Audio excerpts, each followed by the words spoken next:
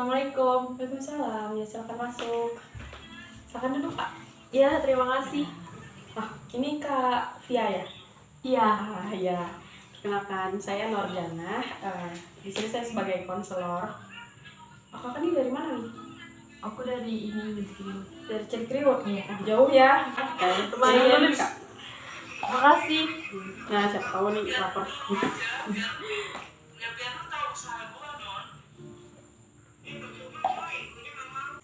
Lagi sibuk kegiatan juga atau gimana Kak?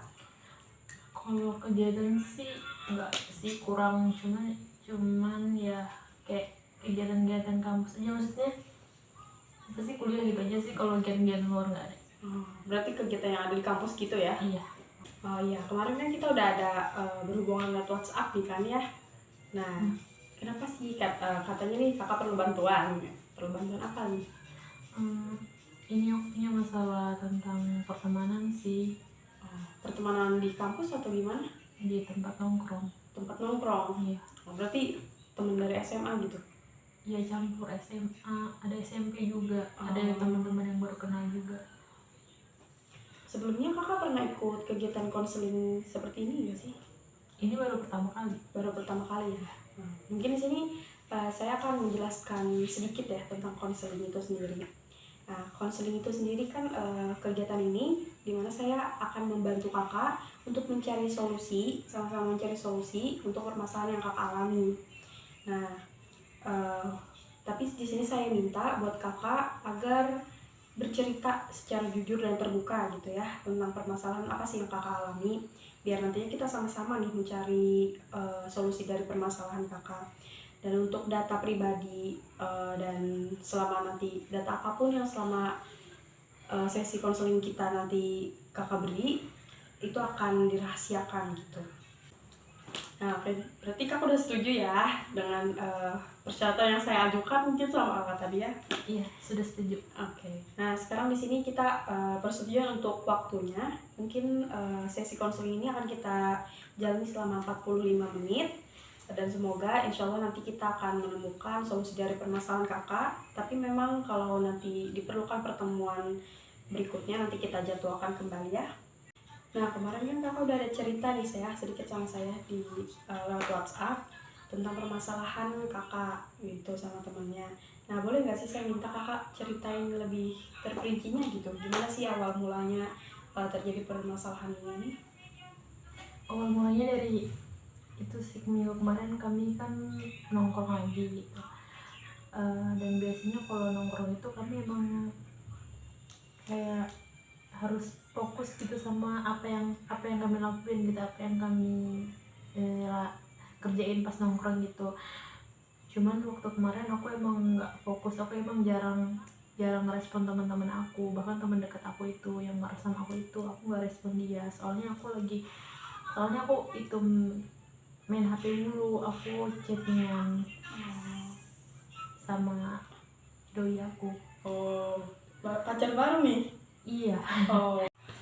Boleh tanya nggak sih sejak kapan sih permasalahan ini udah terjadi gitu? Kalau permasalahan terjadi sih ya kemarin itu aja, pas nongki itu doang. Dari minggu kemarin berarti ya? Iya.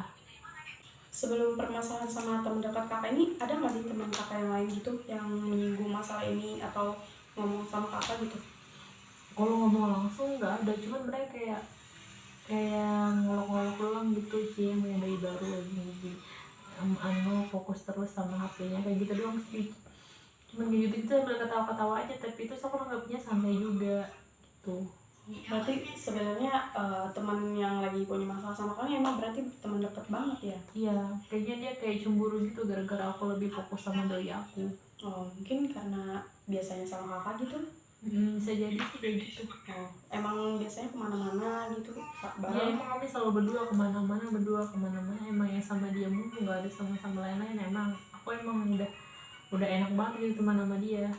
Nah, jadi dari beberapa masalah yang udah saya tanyakan sama kakak tadi kan, kakak udah tahu nih permasalahannya tuh apa sih yang lagi kakak hadapin gitu kan. Nah, dulunya kakak pernah nggak sih buat nyari solusi sendiri gitu? Sebenarnya aku udah mikir-mikir sih solusinya itu apa apa yang harus aku lakuin. Cuman aku mikir juga itu tuh emang ada kesalahan aku juga gitu. Aku yang terlalu fokus sama pacar aku, terus aku nggak inget sama teman aku. Sebenarnya sih bukan nggak inget, cuman inget aja, tapi kayak gimana ya, kan aku baru pertama jadian, terus ya kayak bucin-bucin gitu lah masih. Cuman temen aku nggak ngerti, ya aku tahu aku juga salah gitu ya, tapi ya mau gimana lagi, kan nggak kayak bucin itu udah kayak manusiawi kan. Jadi kan berarti kakak tahu nih solusinya tuh apa sih menurut kakak nih, yang selama kakak cari tahu sendiri solusinya apa sih menurut kakak yang buat masalah kakak ini gitu.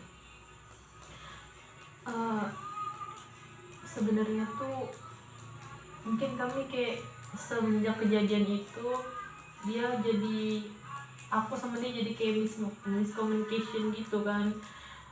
Ya mungkin salah satu cara aku harus ngalah duluan kali ya, buat deketin dia lagi gitu, buat ngejelasin, buat pokoknya memperbaiki hubungan kami supaya jadi kayak dulu lagi gitu.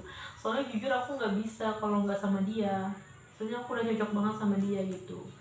Jadi akhir-akhir ini kan, seminggu terakhir ini aku jadi kesana-sana jadi sendiri, jadi kayak nggak punya teman gitu, dan itu benar-benar ngeganggu aku banget.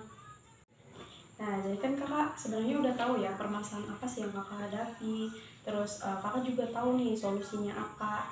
Nah, tapi apa gitu yang bikin kakak kayak terhalang gitu buat merealisasikan solusi dari kakak sendiri gitu?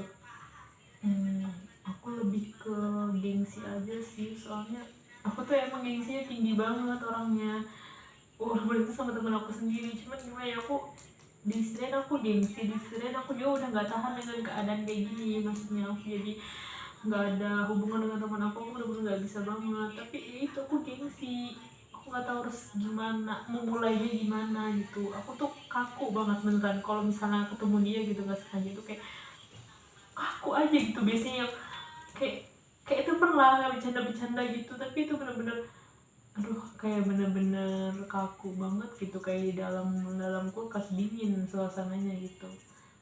Gak tau deh, jadi di situ letak permasalahannya, kayaknya di situ aku kayak gengsi banget mau mau negur dia duluan. Jadi aku mau nanya aja sih, saran atau solusi dari ibu gimana tentang permasalahan aku ini. Aku benar-benar butuh banget solusi dan saran yang tepat lah pastinya. Nah, berarti kan kakak udah tahu ya permasalahan kakak dan solusinya yang udah kakak pikirkan. Nah, tapi kakak terhalang karena gengsi dan ego tadi ya. Nah, jadi menurut kalau ditanya solusi dari saya, mungkin ada beberapa.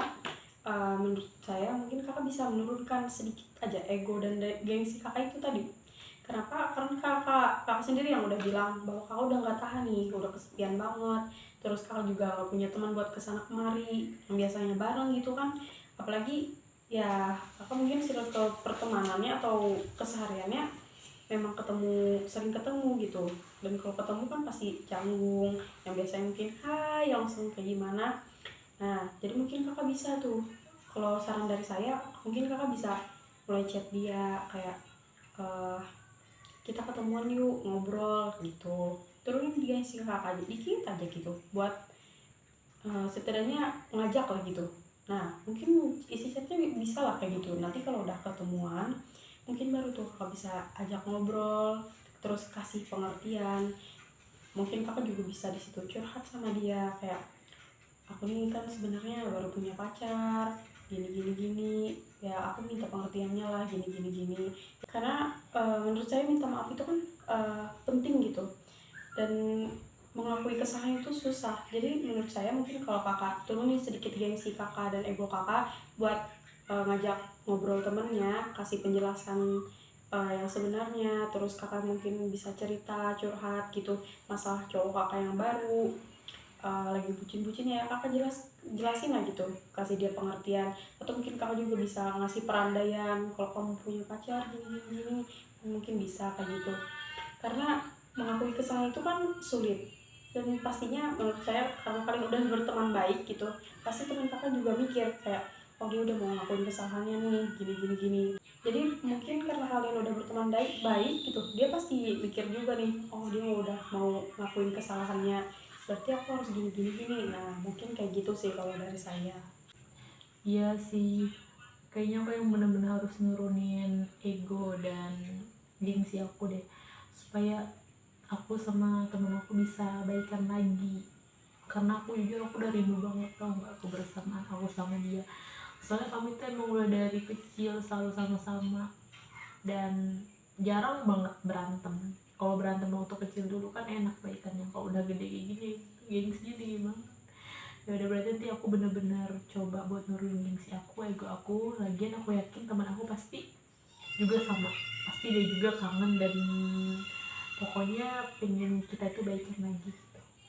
Karena ini kayak cuman kesalahan. Nah berarti kan kakak udah tahu ya solusi dari permasalahan kakak ini apa, dan alhamdulillah mungkin kita sudah menyelesaikan mencari solusi dari permasalahan kakak. Nah mungkin berarti cukup sampai sini dulu sesi konseling kita. Mungkin nanti kalau kakak merasa belum terpecahkan nih, kalau udah ngelakuin solusi dari permasalahan yang kita dapatin hari ini merasa belum terselesaikan, nanti mungkin bisa hubungi saya kembali, nanti kita atur jadwal kita kembali. Oh iya, terima kasih banyak ya Bu. Alhamdulillah saya udah ngerasa plong, udah ngerasa kayak saya benar-benar dapat solusi dan saran yang tepat banget. Saya udah dapat dukungan juga ya dari Bu. Makasih banyak ya Bu. Ya syukur deh kalau kamu udah ngerasa solusinya udah dapat, dan mungkin semoga pertemanan kalian nanti baik lagi gitu ya. Amin. Semoga pertemanan kalian kembali seperti semula, jalan-jalan bareng tapi tetap hubungan sama pacarnya juga lancar ya. Amin. Yes. Semoga sampai nikah gitu. Tadi saya tunggu undangannya loh. Siap. Oke. Saya terima kasih banyak ya Bu ya. Kasih Ya. banget. Oke deh, bye.